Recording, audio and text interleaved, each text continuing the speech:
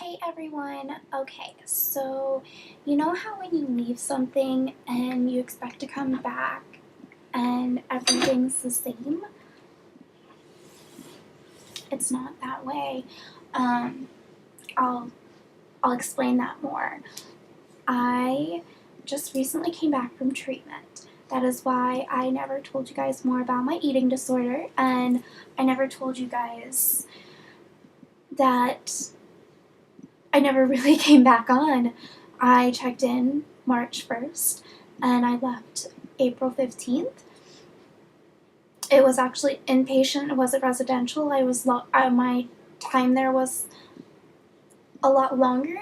It was kind of more of an atypical stay. The typical stay is 2 weeks. I was there a little longer than that because I needed a little bit more help, they told me.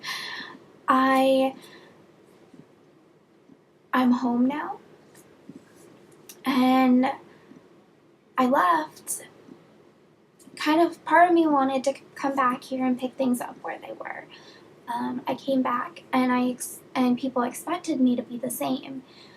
My mother posted on Facebook that I was in treatment. If you want to email her, or if you want to send her a card, please send her snail mail and put my address there, the name of the place that I was at. I was not happy about that. I'm kind of frustrated about that. I'm frustrated that my expectations and people's expectations are different, and then people don't understand why I've changed, why my personality is different. But then a lot of people don't understand why I'm smiling and it's a real smile. Like, I didn't know people could tell I really wasn't smiling a real smile before. People say that there's just a glow I've gotten in the comments about. But then on Monday, I just got back last Friday. On Monday, someone said, actually, you've gained a little bit of weight. And a couple people said that. I was down on campus. I had to go to a nutritionist appointment, and it hurt. And on Saturday and Sunday, I did okay with my meal plan. Monday, that's when everything started to hit the bricks. I skipped a meal that day. Tuesday, I skipped a meal and not really exercised too much, but I did a little bit. Today, I exercised for 3.5 hours. Oh, I know what I did yesterday. I binged and I purged. I haven't purged for years. I feel like I'm replacing one thing. I'm doing the replacement, substitution is what they called it in therapy, in treatment. I came back because they actually wanted me to stay another week. I came back because I couldn't see myself staying there anymore. It was hard to keep relinquishing my control over when I went to bed, how long I could take a shower, 8 minutes long. If I didn't make weight, I couldn't take a shower. Those little things, it was really hard. And I missed not being able to hug my friends or talk on my cell phone. And the fact that I had that chance to be able to do that, I was going to take it. But I only thought about that first day. And I haven't even been on the computer. I have not been on the computer. I have not really looked at my cell phone very much. Every time I look at my cell phone, I have 10, 11 text messages, 4 missed calls. I don't know. I keep saying to people who ask me where I've been they do text me and they know I'm home. They're like, why haven't you called us? And I text them back and I'm like, I'm really laying low. I feel like I'm being bombarded. I mean, it's nice the feeling that I've been missed, but then don't know.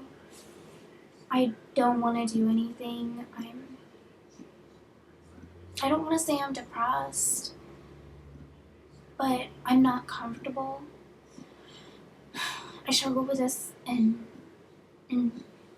treatment, that I'm not comfortable in the skin that I'm in. I'm not comfortable with how I look.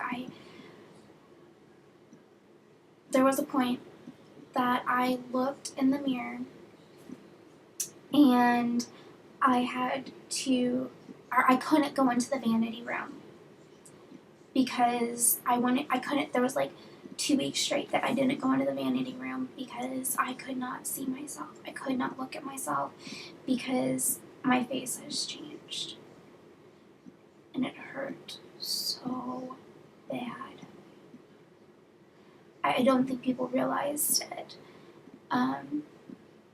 My doctor, she was really good, and she understood it. And one day she heard me making a comment as I noticed people's face and their feet. I noticed people's eyes. Like, I told her, first thing I notice in somebody is their eyes. If I'm having a bad day, it's their feet, their shoes. When I left her, I said, I have your shoe closet memorized. Unless you have more shoes that you haven't worn in the last 46 days, which you probably do. She has the cutest shoes. But I'm back here, and I didn't do PHP there, partial there. I'm doing it here at home with another program because the program I was in was halfway across the country. And I couldn't do a program. I couldn't do partial because I didn't mind staying in a hotel for 4 weeks, 3 or 4 weeks. It was the not being able to see my family they were concerned about, and being at a place where I was more likely to exercise. Well, I'm more likely to exercise here because my program that I start here doesn't start for until the day after Easter. So I've engaged in behaviors that I shouldn't be engaging in. I know I shouldn't, but when I'm engaging in them, I can't. I don't think about it sometimes. I don't notice sometimes that I've done it, but after I've done it, I'm like, shit. I've calorie counted a lot. I have, I got sick, and I tried to blame it on getting sick, like the food, and I did to my mom, but I knew that I got sick. Like, I was so anxious, and I got myself up in a whirl that I knew that was the problem. Just like little different things like that has happened already that I can't afford to happen. I've lost weight, and I know that the program that I'm going to got my weight from when I left, and it's going to have my weight there, and it's going to see that I've lost upwards of 5 pounds to when I start their program.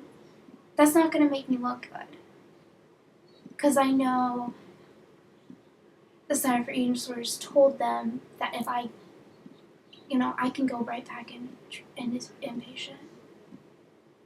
I'm sorry, everyone. This has been such a long video. I do plan on telling other things about my treatment, but positive things. I have some artwork I want to show with you. But I'll be posting more on that later. I have some pictures from before I got into treatment. But it's been like 10 minutes, and I've been talking forever. I'm just having a really hard time. I'll talk to you later. Bye.